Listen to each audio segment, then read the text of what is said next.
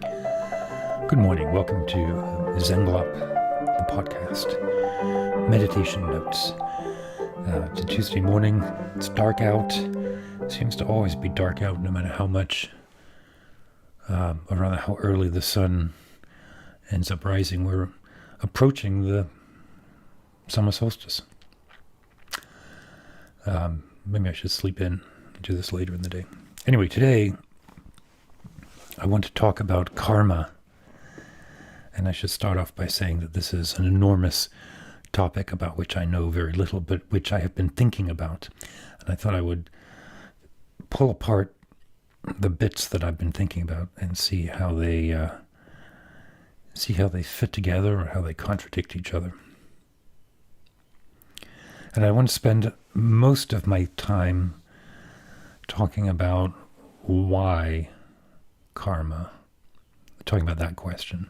Because that's the one that's been in the front of my thoughts and my mind lately, as opposed to what or how karma works. Why is there karma? But let's start with what karma is, just to lay some language down. We use the word karma very generically in our modern language, right? And we tend to say things like, "Oh, that's karma, dude," with the implication that someone's gotten a comeuppance, right? Someone's gotten what they deserve. Usually, some kind of punishment, and there might be a bit of Schadenfreude involved in it. But let's set that aside because it's sort of it's a gross misreading and a kind of a negative set of interpretations. Karma, the way that I would like to talk about it, is not crime and punishment. It's not judgment. It's not retribution. It is cause and effect, in the sense that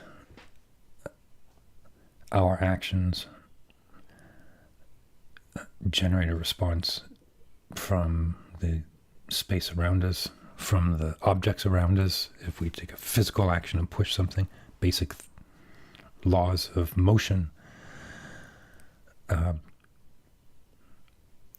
and by our thoughts and by our emotions and by our feelings,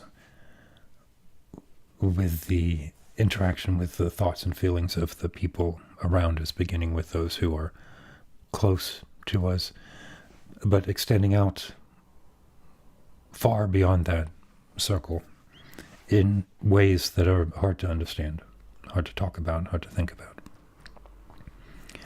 It's difficult to think that my thoughts impact the thoughts and actions of people who I don't even necessarily engage with in an immediate way. It's easy to see how my thoughts and emotions and the words that I use to represent those thoughts and the actions that I take based on those thoughts impact my family, who I see every day, who are downstairs right now, sleeping, or for my friends who I talk to every day, or my work colleagues who I see every day. But you can see how already we're moving out a little bit. So the first thing that I'm thinking about karma is that the mechanics of cause and effect are subtle and far-reaching, but they're understandable. There's nothing mystic about that aspect of karma. That sort of external working of karma, cause and effect. My actions, my thoughts, my speech impact the actions, thoughts, and speech of the people and beings around me.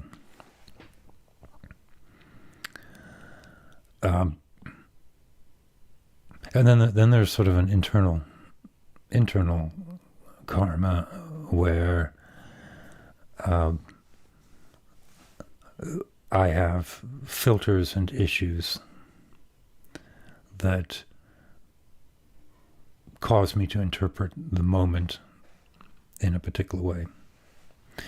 So that is not so much when people refer to karma as judgment, but more like karmic obscurations, right? So now the idea of karma as cause and effect is being subtly influenced by the idea that karma represents the obscurations on my thinking.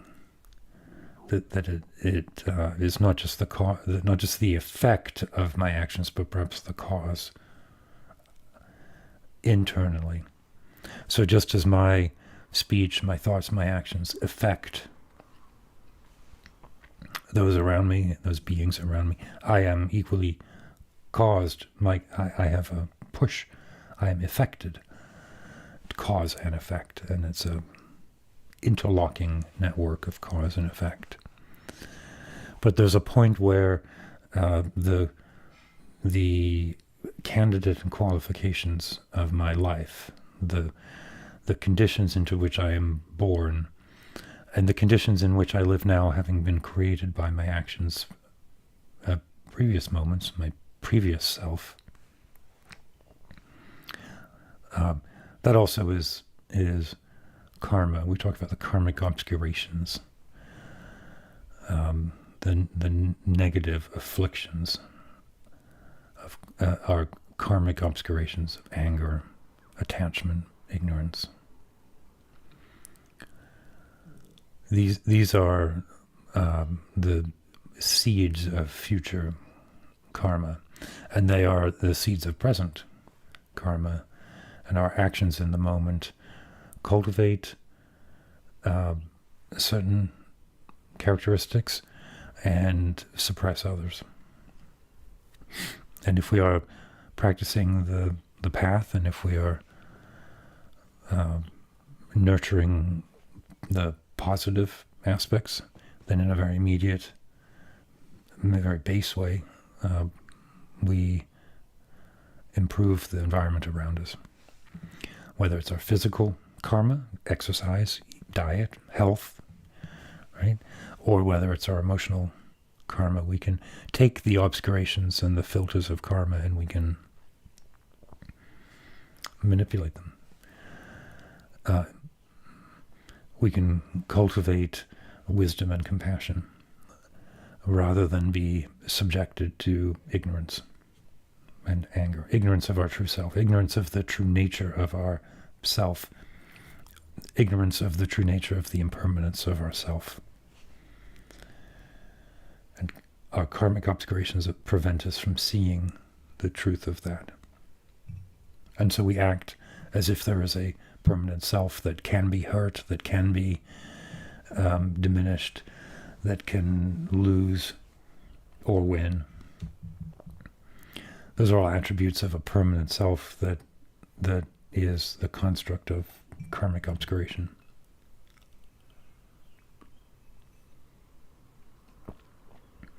So that's all context, because what I've been struggling with and the question that I'm thinking about is why that exists. Because the premise or the structure or the teaching that I'm looking at and sitting with a lot now recently is the underlying natural state of mind, which is unblemished. That there is perfect Buddha nature, which then is obscured by karma. But that perfect Buddha nature is not stained by either positive or negative.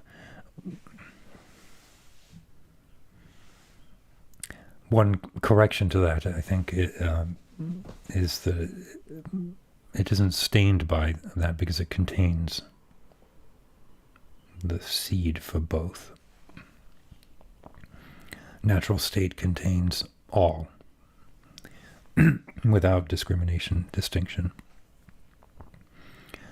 And then our actions and our thoughts cultivate different aspects of that, some which we call positive and some which we call negative. But from the position of natural state, that distinction is meaningless. It simply is. I find this quite difficult in a lot of ways. It's the great wisdom of Dzogchen. It's the great non-meditation practice of Zen. It's supposed to be difficult to understand, but also strikingly simple and easy. We are all Buddha. Period. There's no question about it. So then, here's my question: is if that's the case, then why did we ever pick up karma in the first place? Why did karma? Why is karma? Why is it there? Why? Why?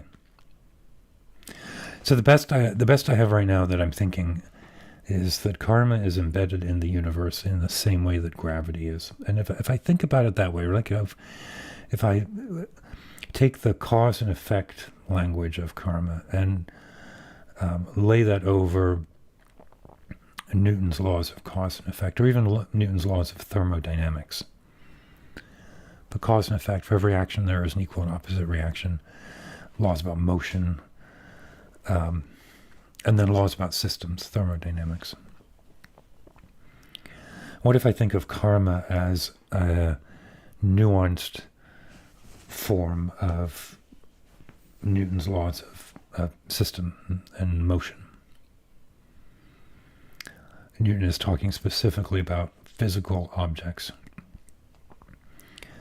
And these laws appear to be embedded in the nature of the universe. If cause and effect is extended out to include our thoughts and our actions as well as the behavior of physical objects, then I can start to see.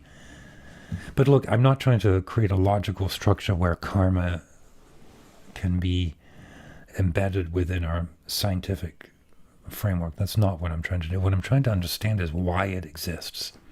So why does gravity exist? And it is there. And I suppose I should start by saying there are some questions that Buddha, the historical Buddha, wouldn't answer. Maybe because he couldn't. But what he said was those questions aren't relevant to the quest for enlightenment. So, and they're specific. There's 14 of them. Although when I looked at them, there's really, I think, 4 groups of 3 plus a couple, right? Like there's a lot of related questions. But there are questions like, is the universe infinite? Or is the universe finite? These are important questions in modern physics in terms of understanding whether there's one universe or many universes, whether the universe was created in a Big Bang or whether there's always been a universe. Those kinds of questions. What we would consider modern cosmology is not part of the questions that Buddha considered relevant to enlightenment. And so perhaps this is one of those. This sort of gets into that, where it'd be like, who cares? Who cares why? The fact is that if you scrutinize what is right now, gravity is, electromagnetism is,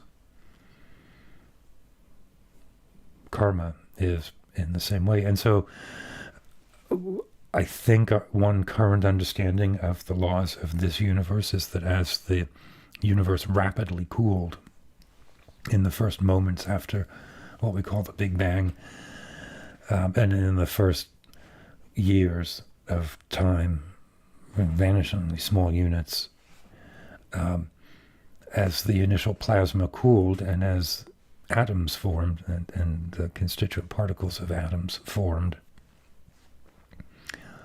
so did the constant values of this universe that then allow for gravity and electromagnetism and other forces to exist. There could easily be universes where those values are different, and so gravity does not exist and karma does not exist.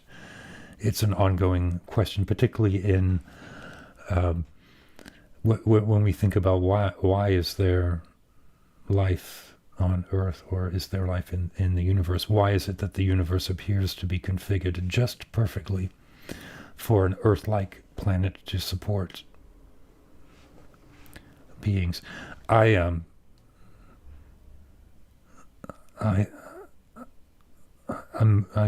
thinking that that's the wrong question, but I don't know enough to reframe the question. But let's say that one way that I'm approaching karma is that it is a law of this universe in the same way that gravity is. And so the answer to my question that I started with is don't worry about it. If I scrutinize the reality of this beingness, of my being and your being, the intrinsic behavior of the universe and of the cosmology that I reside in, is that there is gravity and there is electromagnetism and there is visible light and there is karma, and they should all be in my tiny little mind that's trying to struggle with this. They're one and the same. There is no karma because some being somewhere implemented it.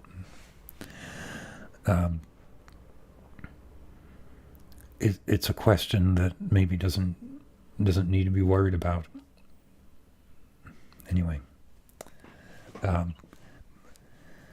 please do let me know if you have any questions or comments or better ways of framing this. What do you all think? If you've listened this far, I'm sure you have an opinion. I'd be delighted to hear. So drop me a note at zenglop@gmail.com or a comment in the YouTube bit or in iTunes. Drop a note there. In the meantime, keep your wits about you.